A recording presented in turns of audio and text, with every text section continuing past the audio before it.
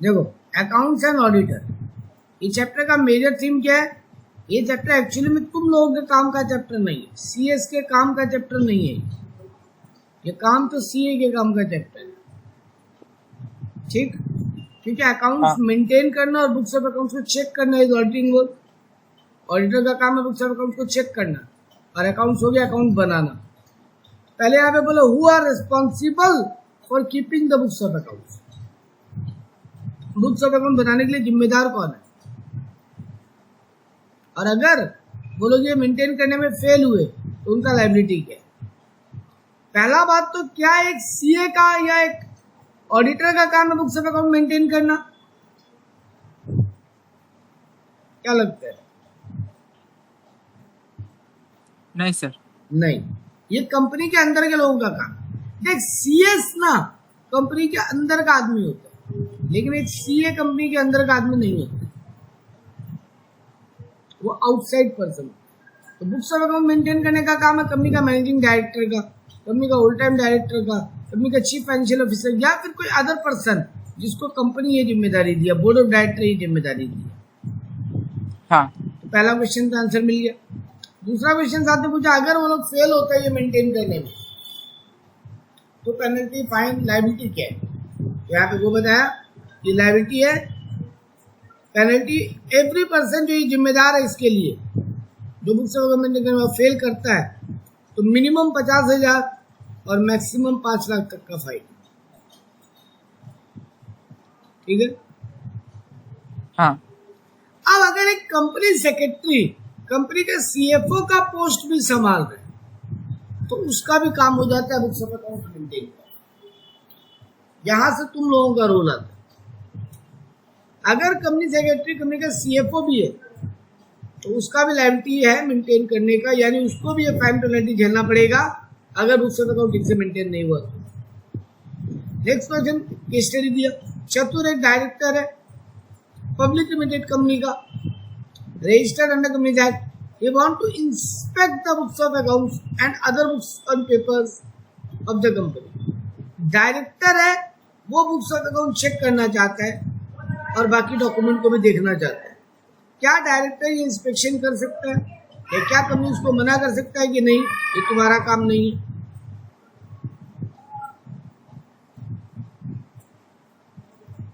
बोलो, कर सकता है कि नहीं? डायरेक्टर हाँ चेक तो कर सकते। बिल्कुल। तो यहाँ पे पहले बोला कंपनी का books of accounts and other papers company के रजिस्टर्ड ऑफिस में ओपन डॉक्यूमेंट फॉर इंस्पेक्शन, और any director during the business hour आगे उसको चेक कर सकते हैं। तो ये नहीं बोल सकते तुम मार्केटिंग का डायरेक्टर है तुम्हारा काम नहीं है, सब डायरेक्टर, ऑल डायरेक्टर। अगर कंपनी का books of account outside India maintain हो रहे हैं तो वहां पे उसका डॉक्यूमेंट ऑलवेज पड़ा रहेगा और कोई भी डायरेक्टर वहां जाके चेक कर सकता है या मंगवा सकता है। तो इंडिया में बुक्स है तो भी, बाहर है तो भी चेक कर सकता है। The inspection in respect of books of accounts and other books and papers by the subsidiary of the company. अब आता है कि सब्सिडियरी का डायरेक्टर भी चेक कर सकता है क्या तुम्हारा बुक्स ऑफ अकाउंट, या होल्डिंग का डायरेक्टर सब्सिडियरी का बुक्स ऑफ अकाउंट, या सब्सिडियरी का डायरेक्टर होल्डिंग का बुक्स ऑफ अकाउंट। हाँ, अगर उसको बोर्ड ऑफ डायरेक्टर से परमिशन है तो, अगर रिजोल्यूशन पास हुआ ऑथराइज्ड है तो वो भी कर सकते। ठीक है? हाँ। तो यहीं पे इतना ही काम का वर्क था।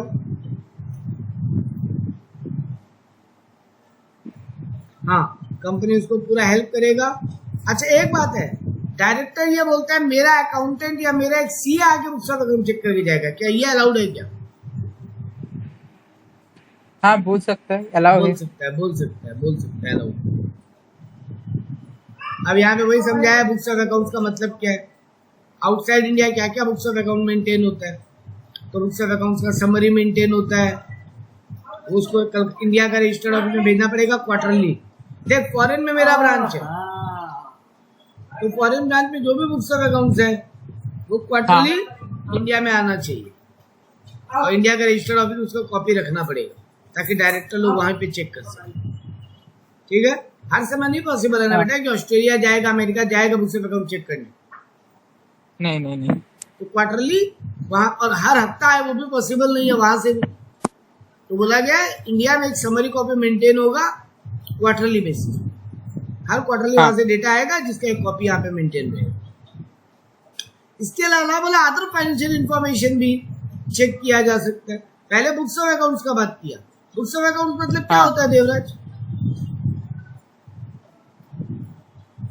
वो जितना भी अकाउंट है उसका क्या एक समरी जितना बना भी के क्या बिजनेस का। यही फंसते हो। बुक्स ऑफ अकाउंट जब कोई पूछता है ना, तुम लोग बता ही नहीं पाते हो एग्जैक्टली क्या 3-4 डॉक्यूमेंट है। देखो ट्रेडिंग पीएल बैलेंस शीट, हाँ पीएल और बैलेंस शीट, कंपनी में ट्रेडिंग नहीं होता तो पीएल और बैलेंस शीट। इसके अलावा कैश फ्लो स्टेटमेंट, इसके अलावा कुछ अदर रेशियोज, और इसके अलावा नोट्स टू अकाउंट, मतलब ये पीएल बैलेंस शीट का ब्रेकअप। नोट्स बनाते हैं ना कंपनी बैलेंस शीट में, वो ये 4 चीज को बोला जाता है बुक्स ऑफ अकाउंट। और एक चीज भी है, वहां का शेयर होल्डर्स का स्टेटमेंट, मतलब कौन कौन शेयर होल्डर है उसका लिस्ट ऑफ शेयर होल्डर्स, ये होता है बुक्स ऑफ अकाउंट। ठीक है। हाँ सर। अदर फाइनेंशियल इंफॉर्मेशन मतलब वही कुछ बिल, कोई अदर स्टेटमेंट, ट्रायल बैलेंस, कुछ भी हो सकता है अदर, इन सब का प्रूफ, फुल डिटेल्स, वो सब भी चेक किया जा सकता है। वो सब इंडिया के बाहर का ऑफिस में मेंटेन होगा, यहाँ का ऑफिस रिक्वेस्ट करेगा तो वो लोग भेजेगा। अगर कोई डायरेक्टर बोलता है हमको बुक्स ऑफ अकाउंट चेक करना है, कंपनी उसको 15 दिन टाइम लेगा और उसको 15 दिन में बुक्स ऑफ अकाउंट पूरा देगा चेक करने के। ऐसा नहीं हो सकता ना देवराज, डायरेक्टर आज बोले हमको कल चेक करना है। कंपनी है भाई, हाँ काम नहीं होता है क्या वहां पे जो सारा टाइम बुक्स ऑफ अकाउंट को लेके बैठा रहेगा दिखाने के लिए? तो रिक्वेस्ट करो, 15 दिन में देखने मिलेगा। अब देखो जो बात हम बोला था, डायरेक्टर खुद भी चेक कर सकता है या फिर किसी को पावर ऑफ अटॉर्नी दे सकता है कि उसके बिहाफ में वो चेक करेगा, कोई उसका एजेंट या कोई रिप्रेजेंटेटिव, मतलब कोई सीएटी है। अब हो सकता है ना डायरेक्टर उतना पढ़ा लिखा नहीं, हमको मार्केटिंग का नॉलेज है नहीं है, मेरे को उतना अकाउंट्स का नॉलेज, तो हम कैसे चेक करेगा खुद? मेरा कोई रिप्रेजेंटेटिव चेक करेगा, कोई हाँ। तो भैया जो अकाउंट जानते हैं, तो वो भी अलाउड। ये बात हम पहले ही पढ़ा दिया था। ठीक है। डायरेक्टर के अलावा और कौन चेक कर सकते?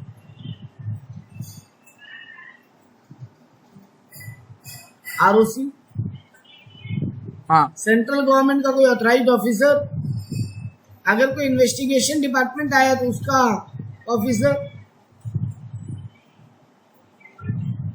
ठीक है। तो ये तीनों डायरेक्टर के अलावा ये लोग बुक्स ऑफ अकाउंट चेक कर सकते हर समय। शेयर होल्डर का नाम नहीं दिख रहा देवराज यहाँ पे कहीं भी, है ना?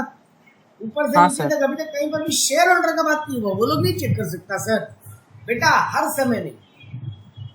ऐसे तो कंपनी पागल हो जाएगा देवराज। हाँ एक कंपनी में करोड़ों शेयर होल्डर होते हैं, हर रोज अगर एक आदमी नोटिस देने लगा ना मेरे को बुक्स ऑफ अकाउंट देखना है, कंपनी का तो उद्धार हो जाएगा। सारा दिन यही हाँ। काम होगा और कोई काम ही नहीं होगा, है ना? हाँ सर। तो शेयर होल्डर लोग कब चेक कर सकता है? अरे सर एजीएम में चेक करेगा, एजीएम के टाइम में नोटिस जाता है एजीएम का, उसका साथ जाता है ना फाइनेंशियल स्टेटमेंट का रिपोर्ट। हाँ हाँ उस समय चेक कर लो, हर समय। तो इसीलिए कहीं पर भी शेयर होल्डर की बात नहीं। ठीक है।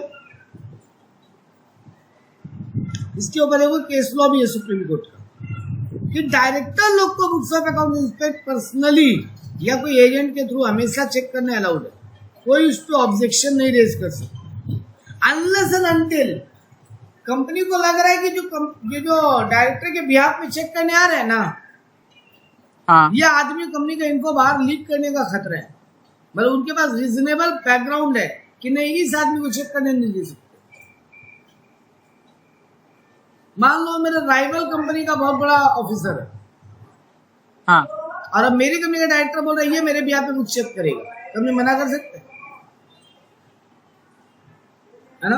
राइवल कंपनी का तो है तो नहीं कर हाँ मना कर मतलब सकता है। राइवल मतलब कंपनी के हाँ पास एक रीजनेबल ग्राउंड होना चाहिए, इस बात का हाँ जस्टिफिकेशन होना चाहिए कि नहीं ये आदमी तुम किसी और को दे दो। हाँ हाँ हम एक डायरेक्टर है, हम बोला मेरा एक आदमी है वो बुक्स ऑफ अकाउंट देखेगा, वो आदमी निकला एक हाँ राइवल कंपनी का सीएफओ, यस उसको नहीं दे सकते देखने भाई। हाँ तो तुम लोग बोलोगे एज ए कंपनी मेरे को कि एक काम करो तुमको दिखवाना ही है ना, तुम किसी और को अपॉइंट कर दो, इसको नहीं। यस तो रीजनेबल जस्टिफिकेशन दो, होगा मना कोई बात नहीं, ठीक है। अदरवाइज हाँ सर नॉर्मली कोई बंद नहीं बोल सकता नहीं ये नहीं कोई और, अरे क्यों, अरे ऐसे ही हम लोग को लग रहा है नहीं इसको नहीं देखने देंगे, अरे तुम लोग को लग रहा है मतलब ये कोई लॉजिक थोड़ी ना हो। देवराज एक कंपनी का डायरेक्टर है, नीरज एक चार्टर्ड हाँ अकाउंटेंट है। देवराज बोला मेरे भी यहाँ पे नीरज सर बुक्स देखेंगे, कंपनी के पास कोई जस्टिफिकेशन भी नहीं है कि नीरज को क्यों नहीं देखने देंगे, और मना भी कर रहा है, क्या मना कर सकता है? नहीं नहीं, ऑब्वियस बात है। जस्टिफिकेशन देगा हो जाएगा तो प्रॉपर रीजन तो होना चाहिए ना कि इस आदमी को क्यों नहीं। हाँ हो सकता है ये पहले कोई बड़ा घपला में उलझा हुआ है, इसका पहले कोई फ्रॉड में नाम आया हुआ है बड़ा, हाँ तो कंपनी को डाउट है कि ये देखेगा फिर कोई झमेला होगा। दो ठीक है, ग्राउंड दो ठीक है, ठीक है। हाँ देखो यहाँ पे लिखा भी केस लॉ में, एक और केस लॉ देखो, Thakral versus Krone communication. The petitioner wanted to exercise their right to inspect of books of accounts accompanied by CA. Director बोल रहा है बुक्स ऑफ अकाउंट देखेगा और मेरे साथ एक सीए भी आएगा।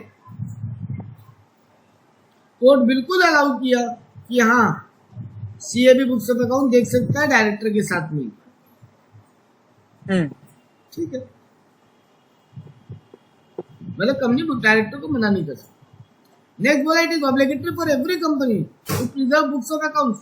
क्या सब कंपनी को बुक्स ऑफ अकाउंट्स संभाल के रखना पड़ता है, ये एक साल का हो गया फेंक दो?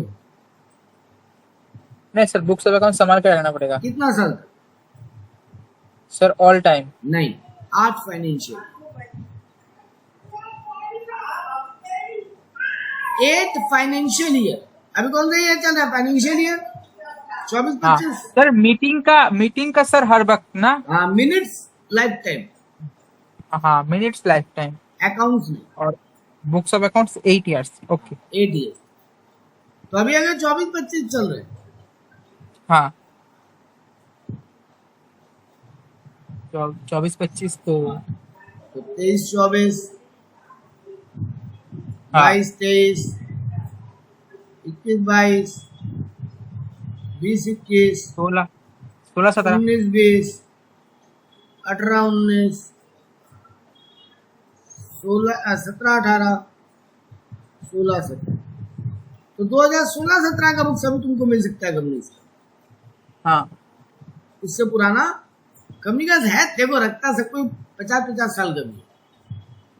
हाँ आजकल तो और इजी हो गया, सॉफ्ट कॉपी बना के स्टोर करके रख दो हार्ड ड्राइव में। अब बुक्स ऑफ हाँ अकाउंट्स का पीडीएफ कितने जगह खाएगा? अकाउंट्स का पीडीएफ अगर 100 पेज का भी पीडीएफ हो बहुत जगह नहीं खाएगा ना। 2 से 3 MB हाँ तो उतना ज्यादा से ज्यादा 10 तो MB कंपनी के पास तो अच्छा खासा हार्ड ड्राइव होते हैं, हाँ तो कंपनी हजारों साल का रख के रख सकती है ना। 2 हाँ सर MB है, मान लो 4 MB का एक फाइल है और 1000 ईयर का हम डेटा रखना चाहते हैं तो 4000 MB तो होगा, 4 GB 4 GB, ये क्या ही बड़ा बात ठीक है। तो पॉइंट है रखना तो कोई रखता है, लेकिन कंपलसरी कोई बोल सकता है क्या? अभी कोई कंपनी में कोई चेकिंग के लिए आए बोले हमको 15-16 का बुक्स दिखाओ, कंपनी बोल सकता है क्या नहीं है फेंक दिए? सॉफ्ट कॉपी निकाल के दे देगा? नहीं, कंपनी बोल सकता है क्या नहीं है? हाँ बोल सकते हैं क्योंकि हाँ 8 साल तो निकल गए। एग्जैक्टली, कंपलसरी नहीं है, रखता तो हमको ये कौन फेंकता है सर? कोई नहीं फेंकता, सब रख के रखता। कौन ऐसे देखेगा कि 8 साल खत्म हो गया इसको फेंक दो? अरे क्यों फेंकना? एक स्टोर रूम, एक हाँ सिंगल रूम का स्टोर रूम बना दे और एक एक साल का एक एक फाइल बना के भी रख दे, इतना बड़ा बात, ठीक है। यस। हाँ सर। हाँ, लेकिन अब एक बात बोला, अगर किसी कंपनी का इन्वेस्टिगेशन चल रहा है, ठीक है, हाँ तो जिस ईयर का इन्वेस्टिगेशन चल रहा है जब तक वो खत्म नहीं हो, भले उसको खत्म होने में 20 साल लग गया, तो भी रख के रखना पड़ेगा। अरे ऑब्वियस बात है देवराज, मान लो अभी 21-22 का चेकिंग चालू है मेरा, हाँ 21-22 का, अब चेकिंग चलता रहा 12 साल हो गया, 15 साल हो गया, चेकिंग इन्वेस्टिगेशन तो बहुत लंबा भी चलता है। हाँ कोर्ट केस का 50-50 साल में भी आंसर आता है। आदमी मर के ऊपर चला गया, केस चल रहा है ना। हाँ सर। तो माय पॉइंट इज, अभी अगर 21-22 का इन्वेस्टिगेशन चालू हो जाए, भले ही 8 साल खत्म भी हो गया, क्या फिर भी हमको रख के रखना पड़ेगा 21-22 का बुक्स? 21-22 का 8 साल कब खत्म होगा? 22, 23, 24, 24, 25, 25, 26, 26, 27, 27, 28, 28, 29, 29, 30, हाँ 29, 30 तक तो रखना ही है। हाँ मान लो अभी 31-32 चल रहा है, यस 2031, 2032, बट उस ईयर का अभी तक इन्वेस्टिगेशन खत्म नहीं हुआ है, क्या 8 साल हो गया, हम बुक्स फेंक दे अब कि रख के रखना पड़ेगा? रख के रखना पड़ेगा। हाँ, ऑब्वियस बात। यहाँ पे ये बात बोला, सेंट्रल गवर्नमेंट बोला कि अगर कोई का इन्वेस्टिगेशन चल रहा है तो फिर जब तक इन्वेस्टिगेशन चलेगा तब तक बुक्स रखो, नॉर्मली 8 साल तक, ठीक है। हाँ नेक्स्ट बोला, where a company has a branch office whether in India और abroad, the original books of accounts record of the branch office will have to be maintained at the registered office. बोल रहे हैं कि मान लो मेरा branch है बहुत सारा, हाँ इंडिया में भी है, बाहर भी है, तो ब्रांच का बुक्स ऑफ अकाउंट्स और बाकी डॉक्यूमेंट्स रिकॉर्ड्स क्या मेरे को ओरिजिनल वाला क्या मेरे को हेड ऑफिस हाँ। में रख के रखना पड़ेगा कि ब्रांच में रहेगा? Head office. बेटा पागल हो जाएगा एचओ, एक एक कंपनी का 1000 ब्रांच होता है, सबका ओरिजिनल कॉपी अगर हेड ऑफिस रखने लग गया ना, एक हेड ऑफिस बनाना पड़ेगा खाली डॉक्यूमेंट रखने के लिए।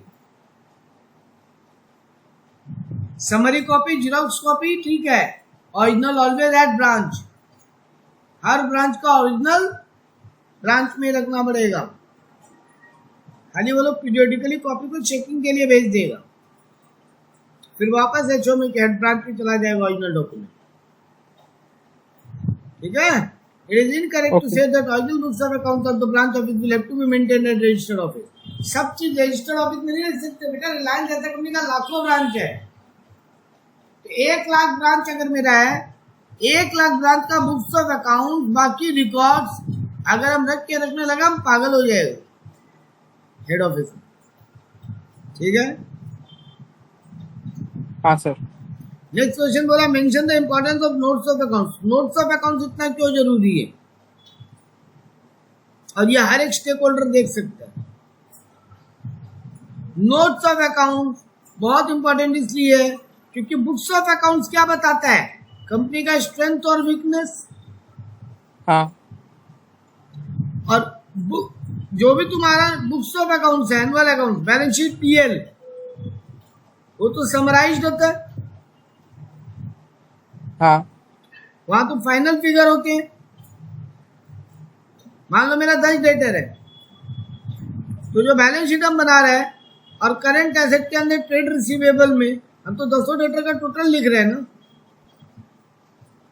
हाँ अब कोई को अगर उसका डिटेल देखना है तो ये फिगर टोटल कहाँ से आ रहा है, कौन कौन है इसमें, कौन कौन लोगों का पैसा अटका हुआ है, तो वो तो नोट्स टू अकाउंट्स में डेटर का ब्रेकअप होगा ना, पूरा 10 डेटर का, है ना। हाँ तो नोट्स ऑफ अकाउंट जो है वो एक्सप्लेन करता है, क्योंकि मेन बुक्स ऑफ अकाउंट्स में सब कुछ इनकम्परेस होता है। इनकम्परेस मतलब समरी में होता है सब कुछ, तो वो पूरा सफिशिएंट नहीं होता। कोई भी समरी देख के कैसे गैस करेगा? अब डेटा का फिगर है 2 लाख, सुन के कुछ गड़बड़ नहीं लगा? नहीं हाँ। लगा ना? हम्म, मेरा कंपनी में डेटर है टोटल 2 लाख रुपया, 2 लाख हाँ। रुपया का उधारी है। कुछ खराब लग रहा है सुनने में? ठीक ही है, हो ही सकता है, क्या बड़ा बात है। अब लेकिन सुन, मेरा टोटल 5 डेटर है, जिनमें से एक ही डेटर का 1,80,000 का उधारी है, बाकी 20,000 का उधारी रिमेनिंग 4 का है। सर एक आदमी से इतना लंबा उधार क्यों? हाँ। अब सुनते ही लगा ना, क्वेश्चन पूछने का मन किया ना एज ए शेयर होल्डर। हाँ। लेकिन अगर हम तुमको खाली बैलेंस शीट का कॉपी भेजता, उसमें तुमको क्या दिखाई देता? डेटर 2 लाख। हाँ। तुम क्या क्वेश्चन पूछता मेरे से? कुछ भी नहीं। कुछ भी नहीं।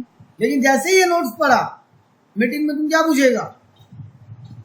एक का इतना ज्यादा क्यों? हाँ, बाकी लोग को आप 4-5 हजार का उधार दे रहे हो, क्योंकि 20,000 है, मान लो सबका 5-5, 4 लोग का, किसी का 5, किसी का 4, किसी का 6, लेकिन एक ही आदमी का 1,80,000। अरे बाप रे, ये कौन सा रिश्तेदार है भाई कंपनी का? है ना?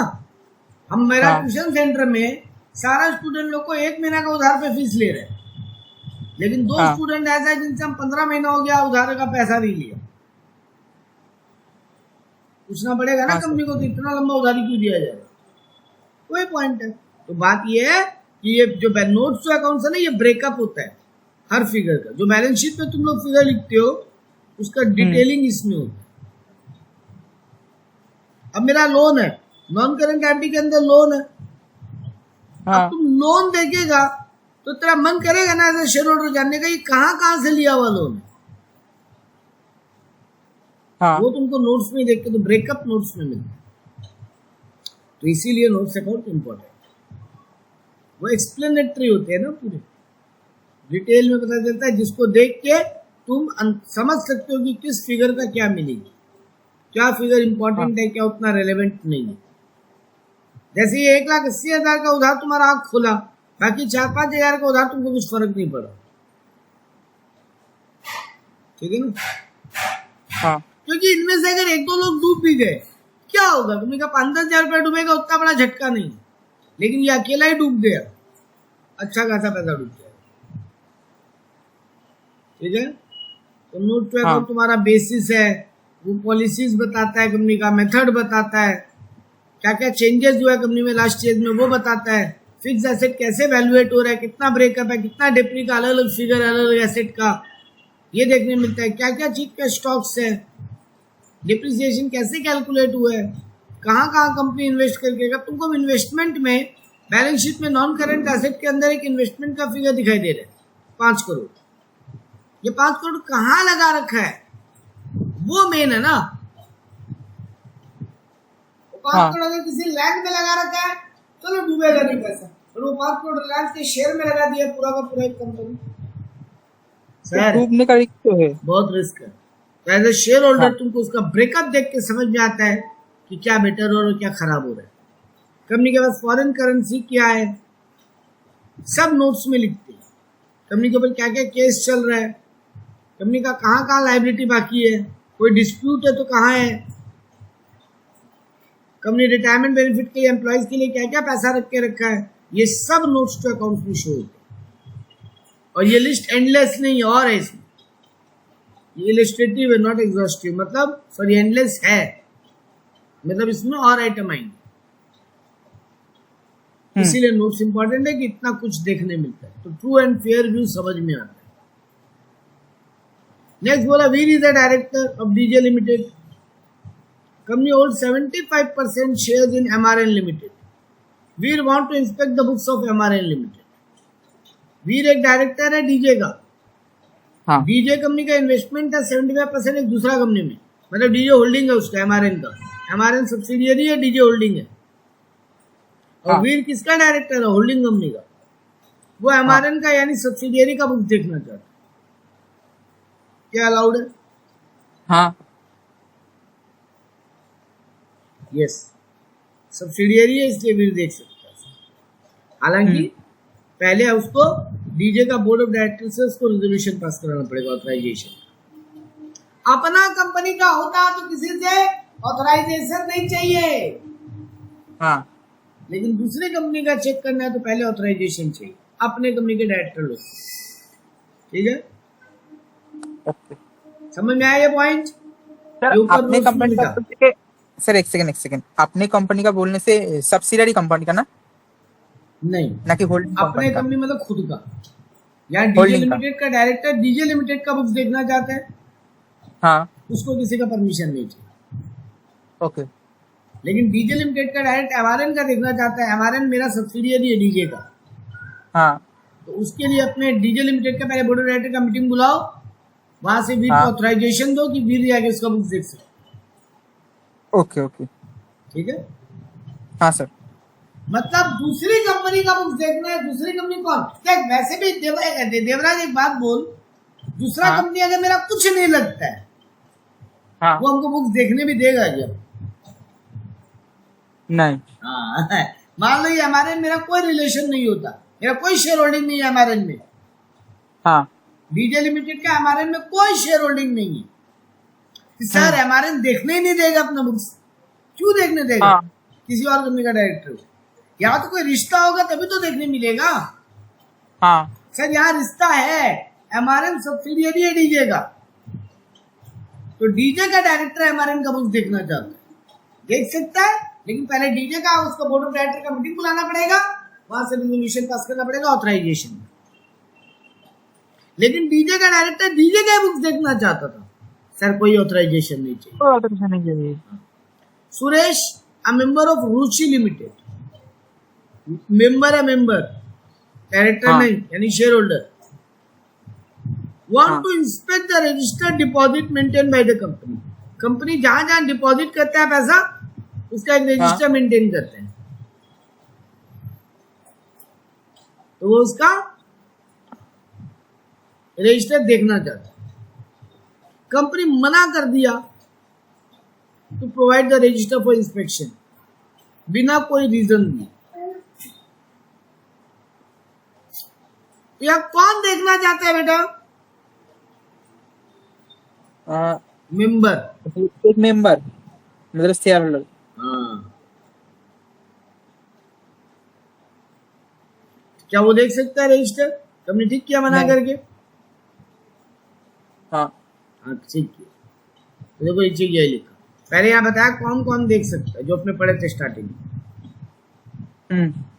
ठीक है, इंस्पेक्शन हाँ के टाइम इन्वेस्टिगेशन अगर हो रहा है तो कोई ऑफिसर, सेंट्रल गवर्नमेंट हाँ किसी ऑफिसर को ऑथराइज किया है तो वो आरओसी और कंपनी का डायरेक्टर खुद।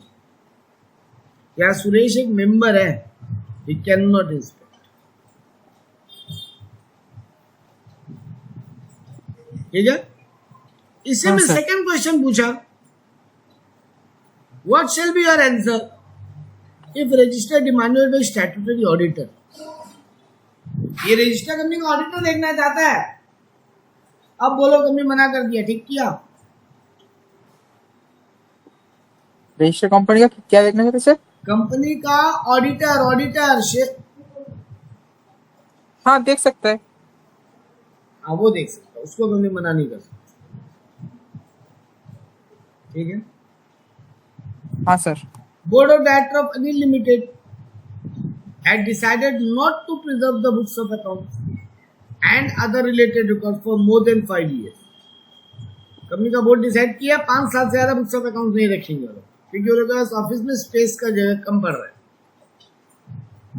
सर 8 साल मिनिमम मेंटेन करना पड़ेगा, सारा बुक्स ऑफ अकाउंट्स और वाउचर्स भी, यानी बिल वगैरह भी, सारा रिकॉर्ड 8 साल रहना चाहिए।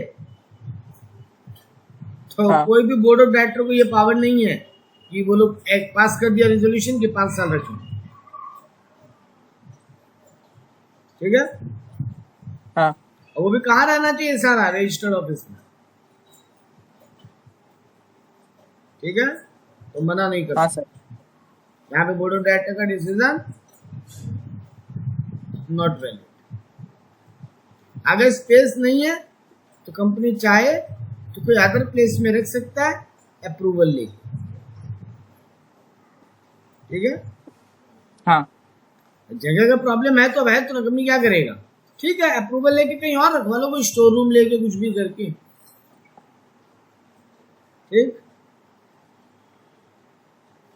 हाँ books sir. Of accounts have been kept only at the registered office of the company.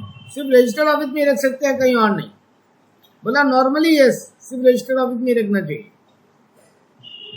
लेकिन अगर ब्रांच का ब्रांच में, लेकिन अगर स्पेस कम पड़े तो बोर्ड ऑफ डायरेक्टर का मीटिंग बुलाओ, रेजोल्यूशन पास करो और कहीं और रख सकते, ठीक है। हाँ हाँ, इस बात का आरओसी को बता देना कि हम लोग बुक्स ऑफ अकाउंट को हेड ऑफिस में नहीं रख के कहीं और रखें, क्लियर है। नेक्स्ट बोला right a short note on true and fair view. ये ज्ञानबाजी का आंसर। ट्रू एंड फेयर का मतलब क्या होता है? Books of account true and fair होना चाहिए। इसका मतलब है कि तुम सारा अकाउंटिंग स्टैंडर्ड का रूल फॉलो किए, तुम्हारी जो बैलेंस शीट का रूल है शेड्यूल 3 का, उसके हिसाब से बुक्स मेंटेन किए। अगर इंश्योरेंस या बैंकिंग कंपनी है या इलेक्ट्रिक कंपनी है तो उनका अपना एक एक्ट होता है, उस एक्ट के हिसाब से जो मेंटेन करना है वो मेंटेन किया है तुम, हाँ ठीक है। तो हमें बताया है banking regulatory act, banking act होता है, इंश्योरेंस रेगुलेटरी एक्ट होता है, इलेक्ट्रिसिटी एक्ट होता है, उनमें अपना रूल है, उसके हिसाब से मेंटेन करो। नॉर्मल कंपनी है तो कंपनीज एक्ट के हिसाब से मेंटेन करो और अकाउंटिंग स्टैंडर्ड सारा फॉलो करो। अगर तुम ये किया है तो तुम ट्रू एंड फेयर में काम किया, सब बात का प्रॉपर डिस्क्लोजर दिया, ठीक है। हाँ नेक्स्ट बोला पीपीली limited unlisted company, did not prepare, limited है मतलब पब्लिक लिमिटेड है बट अनलिस्टेड है, did not prepare fancy statement for the year 31 March 2017। Books बनाया ही नहीं, अच्छा बनाया, अकाउंटिंग स्टैंडर्ड फॉलो नहीं किया, तो बताओ कंपनी गलती की है? हाँ, ट्रू एंड फेयर हाँ नहीं है, क्योंकि शेड्यूल 3 और अकाउंटिंग स्टैंडर्ड दोनों प्रॉपर्ली फॉलो होना चाहिए। हाँ और प्रॉपर 3 बात है, schedule 3 follow, accounting standard 3 follow, proper disclosure होना चाहिए, हर चीज का डिटेलिंग होना चाहिए। अगर ये 3 में से एक बात भी टूट रहा है तो कंपनी ट्रू एंड फेयर नहीं है, माना जाएगा वो लोग रूल ब्रेक किया है, और उसके लिए माना जाएगा कि कंपनी मटेरियल डिपार्चर किया, मतलब इंपॉर्टेंट चीजों को मिस आउट किया, तो उसके साथ कंपनी का एक्शन, डायरेक्टर लोग रिस्पॉन्सिबल होगा, वो लोग पे एक्शन लिया जा सकता है, ठीक है। हाँ मतलब ज्ञानबाजी का आंसर है ये सब। Consolidation of fancy statement is mandatory for all companies including unlisted company and private company. Consolidation का मतलब क्या होता है? होल्डिंग सब्सिडियरी वाला। हाँ क्या वो हर कंपनी को कंपलसरी है? हाँ, अगर कोई भी किसी का होल्डिंग है तो उसको कंसोलिडेशन करना पड़ेगा और उसको एनुअल जनरल मीटिंग। देखो नीरज लिमिटेड, देवराज लिमिटेड का होल्डिंग कंपनी, ठीक है। हाँ नीरज अपना बुक्स तो बनाएंगे, देवराज अपना बुक्स तो बनाएंगे। हाँ नीरज को एक और बुक्स बनाना पड़ेगा, जिसको बोलते हैं CBS, consolidated, CFS, consolidated financial statement. Financial statement. तो नीरज अपना बुक बनाएगा प्लस ये बनाएगा और उसको अपने एनुअल जनरल मीटिंग में प्रेजेंट करेगा। हाँ ये कंपलसरी है सबको, चाहे तुम लिमिटेड है, लिस्टेड है, प्राइवेट लिमिटेड है, जो भी है, ठीक है। हाँ यही ज्ञान यहाँ पे दिया। CIF techno system private limited is proposed to be incorporated on Bhubaneswar Orissa under the company act. एक प्राइवेट लिमिटेड कंपनी है, भुवनेश्वर में बना। Company will be a subsidiary company of CIF holding private limited. Company CIF का holding subsidiary होगा, जो कि already Brazil में incorporated है, मतलब फॉरेन कंपनी, ठीक है। हाँ the company in Brazil follow financial year January to December. India में अप्रैल टू मार्च होता है, ब्राजील में जनवरी टू दिसंबर होता है, तो वो लोग के हिसाब तो जनवरी टू दिसंबर बुक्स बनेगा। हाँ तो बताओ जो CIF टेक्नो लिमिटेड है उसको कंसोलिडेटेड बनाना होगा ना। CFS कौन बनाएगा? होल्डिंग। Holding company. और यहाँ हाँ होल्डिंग फॉरेन कंपनी है, हाँ और वो लोग बनाता है जनवरी टू दिसंबर अकाउंट। ओके क्या वो जो कंसोलिडेटेड बनाएगा वो भी जनवरी टू हाँ दिसंबर बनाएगा? हाँ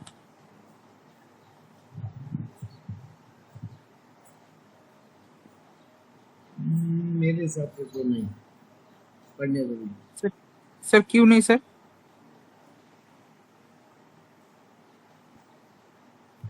देखो एक बात समझो, फॉरेन कंपनी है ना, फॉरेन होल्डिंग है, हाँ और बनाना CFS जो है वो होल्डिंग को है, हाँ तो वो तो अपने देश के रूल के हिसाब से बनाएगा ना। ओके बात समझना, ठीक है। हाँ तो सर इसको जनवरी टू दिसंबर बनाना अलाउड होगा, हाँ, लेकिन उसको इंडिया के सेंट्रल गवर्नमेंट से इसका अप्रूवल ले लेना पड़ेगा। पहले अप्रूवल ले लो, क्योंकि देखो भाई वो कैसे बनाया जनवरी। देखो इंडिया का जो कंपनी है वो सब्सिडियरी है ना, हाँ तो वो तो बना लेगा अपना books of account April to March, लेकिन जो होल्डिंग है वो कैसे अप्रैल टू मार्च बनाएगा? और कंसोलिडेट तो उसको बनाना है। हेलो मेरा आवाज आ रहा है? आवाज आ रहा है?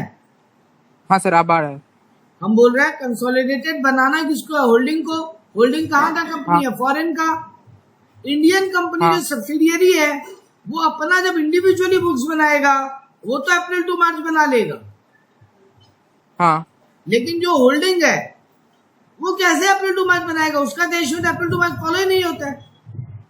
हाँ तो उसको इंडियन सेंट्रल गवर्नमेंट से अप्रूवल ले लेना होगा कि वो जनवरी टू दिसंबर ही बनाएगा CFS में, ठीक है। Okay Reel India limited is only on subsidiary of Wheel India limited. एक रील इंडिया लिमिटेड है, वो सब्सिडियरी है व्हील इंडिया का। व्हील इंडिया का ऑडिटर है, वो इंटीमेट किया बोर्ड ऑफ डायरेक्टर को that company will not be required to prepare consolidated financial statement. वो बोल रहा है हमको CFS नहीं बनाना होगा। ऐसा कोई रूल है क्या? होली हो तो बनाना नहीं है सर, कहीं कुछ नहीं पड़े। शेड्यूल 3 के हिसाब से और अकाउंटिंग स्टैंडर्ड के हिसाब से हर कंपनी को जो होल्डिंग है उसको कंसोलिडेटेड बनाना ही पड़ेगा, ठीक। हाँ अच्छा यहाँ बोला है कुछ नॉन एप्लीकेबल प्रोविजन, किसके ऊपर एप्लीकेबल नहीं है? अगर तुम होली ऑन सब्सिडियरी है और सारा शेयर होल्डर से अप्रूवल ले लिया, हर मेंबर को इंटीमेट करके अप्रूवल ले लिया, मतलब सारा शेयर होल्डर बोल दिया ओके, ठीक है, तो कोई प्रॉब्लम नहीं है। हाँ अगर तुम लिस्टेड नहीं है स्टॉक एक्सचेंज में तो भी कंपलसरी नहीं है। तो यानी 2 लोगों को छूट मिला, अगर तुम लिस्टेड नहीं है और अगर तुम होली ओन्ड हो, ठीक है। हाँ यहाँ एक बार रोक रहे, अगला टॉपिक आ रहा है नया एकदम अलग। Okay sir. नेक्स्ट क्लास में यहाँ से आगे बढ़ेंगे।